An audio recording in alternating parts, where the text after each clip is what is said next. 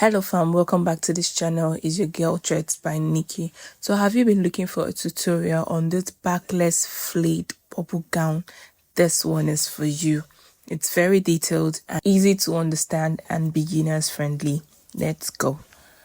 We'll be making use of 3 yards of light crepe to work on this outfit. So the first thing, you fold your fabric into a flay, a 180 degrees flay. As you can see, just look at the screen, you see what I'm talking about.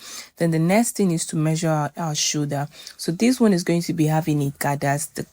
My client's shoulder is 16, but I made use of 20, that is 10 on fold. So I'm going to be measuring out 10 inches and I'm going to connect the dots together from that point to the next point. So the next thing after that is to take out our gown length. So remember, this is a bubble gown which will be using an elastic at some point. So my client's length measurement is 36, but I'm going to be making use of 46. Yes, you heard me. I'm adding extra 10 inches to this. Reason being that I want the bubbles to come out really well on the front and at the back. So I'll be measuring 46 inches instead of 36.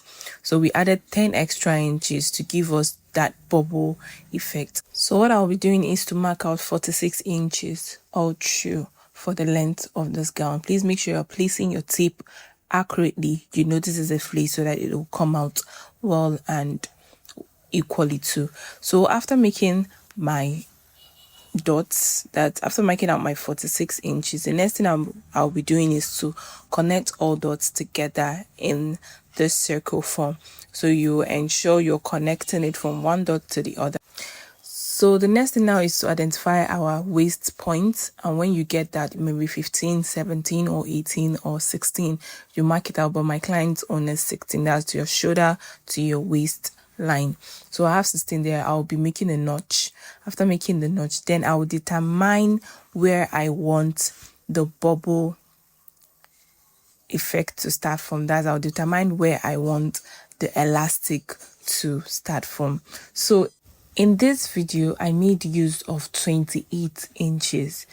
But after sewing, I noticed the bubble effect wasn't coming out well. So I had to add 3 inches, which is 31 inches. So if you want your bubble effect to come out, you'll be using 31 inches, not 28 inches. This will give you a perfect bubble effect. So the next thing is to cut through this piece. Yes, our front piece is ready. And the next thing is to cut the upper part of the bodice. Flip your fabric over and still measure out the bubble effect length, which is the 31 inches. So you measure it out and also mark a straight line across. This is to make it easier for us when sewing the elastic, so we have a very straight line to work with.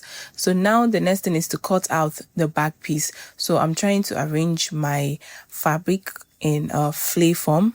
Yes, so you would take your time, arrange this fabric properly. So after arranging my fabric properly, the next thing is to bring the front piece that we earlier worked on, and we'll be placing it on the back piece.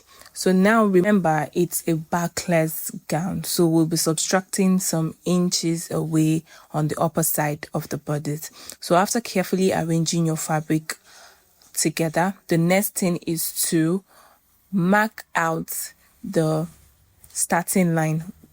As you can see, I'm trying to mark out the starting line and half there.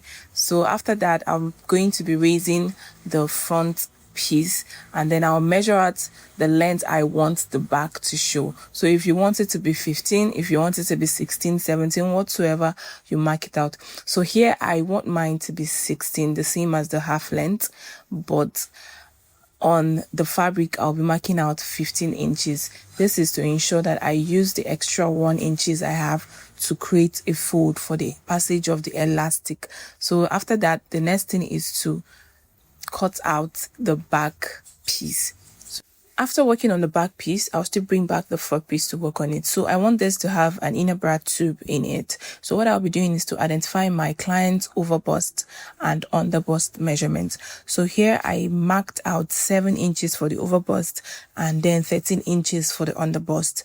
So after marking out those lines, the next thing I'm going to be doing is to create a notch at that point so that I can be able to identify it when sewing, so it won't be much of a problem and difficulty to me.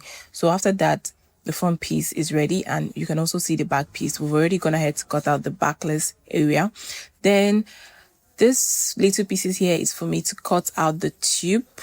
Cut out a long fabric of 25 inches by length, and on the width we'll be making use of 9 inches. This is to ensure that we have allowance to fold in for elastic. So what's left after folding is what we make use for the tube. Don't forget to cut out your long strap of 50, 55, whatever inches you want to make use of for the neck. My phone had storage issues, so I couldn't record that. So that will be all on the cutting process. Do not forget to like, comment, share, and hit the subscribe button. We'll be posting the sewing video next, so see you in the next one. Bye, and thank you for watching.